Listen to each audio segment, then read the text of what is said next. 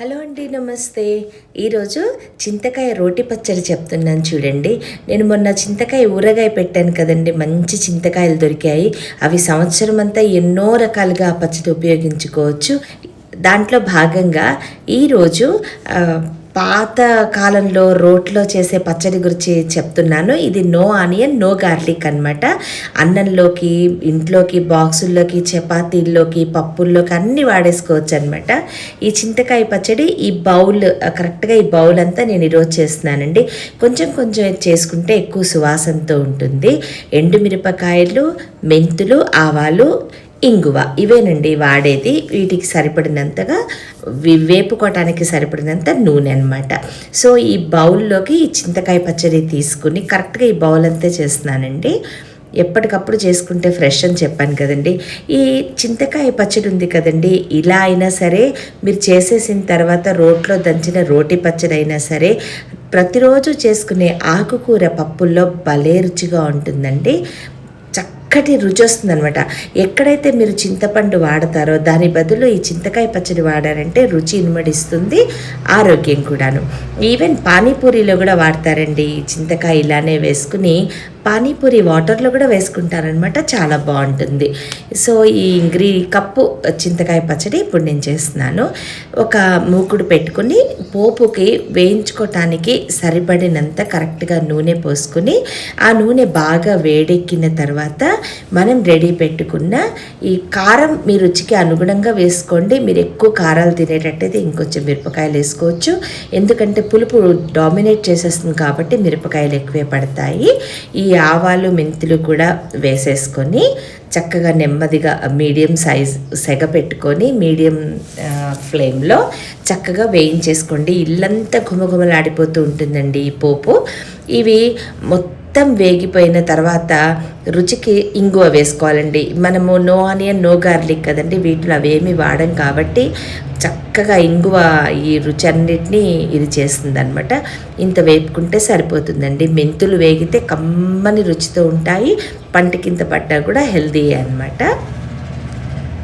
ఇలా ప్రాపర్గా వేపుకున్న తర్వాత అప్పుడు ఇంగువ వేసుకుంటే ఇంగువ మాడిపోకుండా ఉంటుంది. ఆల్మోస్ట్ ఆపిన తర్వాత వేసుకుంటే ఆ వేడి వేడి నూనెలో ఇంగువ వేగి కరెక్ట్గా సరిపోతుంది అనమాట.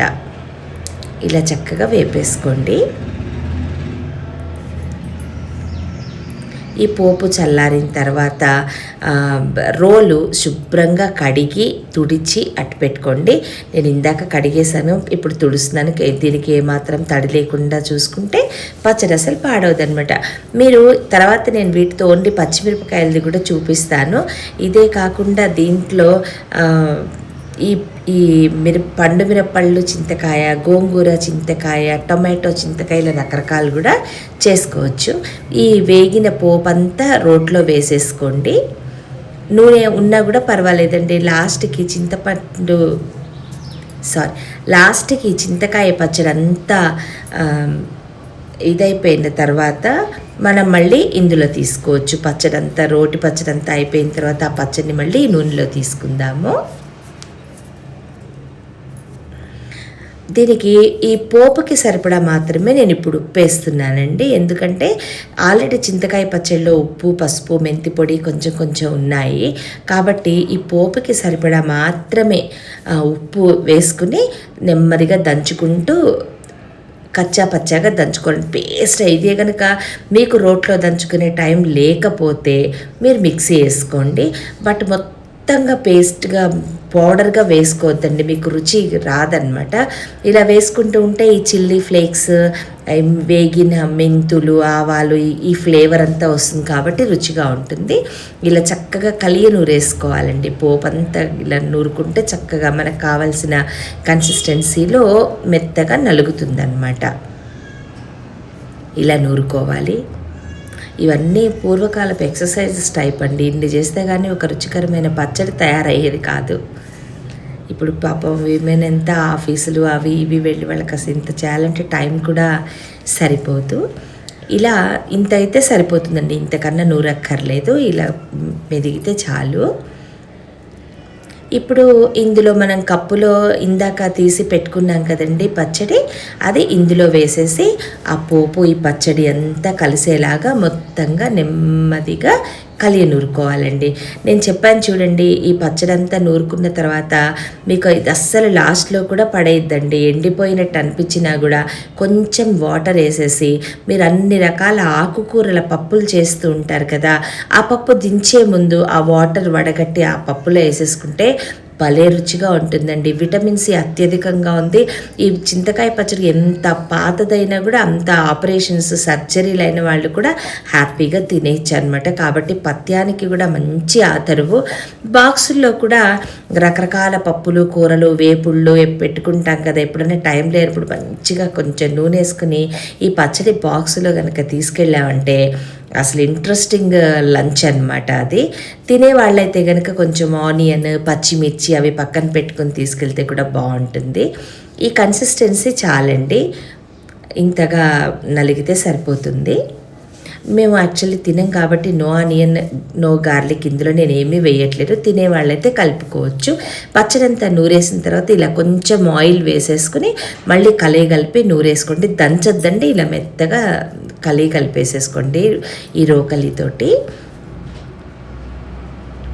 ఇలా చేసుకుంటే ఇంకా అయిపోయిందండి. ఇందాక మనం పోపు గింజలన్నీ వేసుకున్నప్పుడు మూకుడులో కూడా కొంచెం నూనె మిగిలిపోయింది కదా, అందులోకి పచ్చడి తీసుకుంటే సరిపోతుంది. ఇగోండి, వేడి అన్నంలో నూనె వేసుకుంటే ఈ పచ్చడి రుచే వేరండి అసలు. సో ఈ పచ్చడి అయిపోయింది. ఇందాక పోపు ఆవాలు మనం ఇవి ఉన్నాయి కదండి, అందులో కొంచెం ఇంగువ అలా ఉన్నదంతా పోపులో ఆ నూనెలో, పోపున్న నూనెలో ఈ పచ్చడి కనుక ఇందులోనే తీసేసుకుని అప్పుడు మళ్ళీ ఒకసారి ఆ నూనెలో ఉన్న దాంతో చక్కగా కలిపేసేసుకుని ఒక చక్కటి జార్ కానీ చిన్నది గ్లాస్ జాడీలు ఉంటాయి, ఇప్పుడు కొత్త వచ్చాయి కదండి స్టోర్ చేసుకోవడానికి, అందులో వేసేసుకుని ఉంటే అలాగే ఘుమఘుమలాడుతూ ఎన్ని రోజులైనా ఉంటుందండి ప్రాపర్గా మూత పెట్టుకుంటే. పూర్వము ఈ పచ్చడంతా తీసేసి అందులో కొంచెం నూనెసి 2 బొట్లు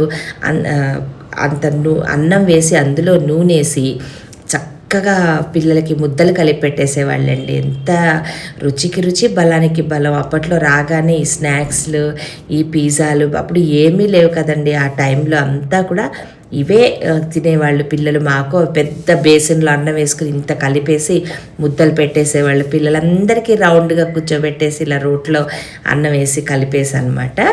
సో అయిపోయింది పచ్చడి. దీన్ని ఒక బౌల్లో తీసేసుకున్నామంటే, ఇది చపాతీల్లో కూడా అండి పప్పులు ఎన్ని చేసుకున్నా కూడా ఈ బౌల్ నిండా తీసుకున్నాం కదా, ఈ పచ్చడిని కొంచెం వేసుకుని అందులో నంచుకుంటూ ఉంటే చపాతీల్లో కూడా భలే బాగుంటుంది. పక్కన ఏం వేసుకున్నా కొంచెం పచ్చడి పక్కన వేసుకుని నంచుకుంటే ఆ రుచే వేరండి. ఎలా అయినా మీరు తయారు చేసి ఎలా ఉందో నాకు చెప్పండి. ఈసారి ఓన్లీ పచ్చిమిర్చితో, దానికి ఏం ప్రిపరేషన్ కూడా అవసరం లేదు, ఇమీడియట్గా తయారైపోతుంది, అది చూపిస్తాను. ఇది ఎలా మీరు తయారు చేసి ఎలా ఉందో నాకు చెప్పండి. Thanks for watching. Thank you.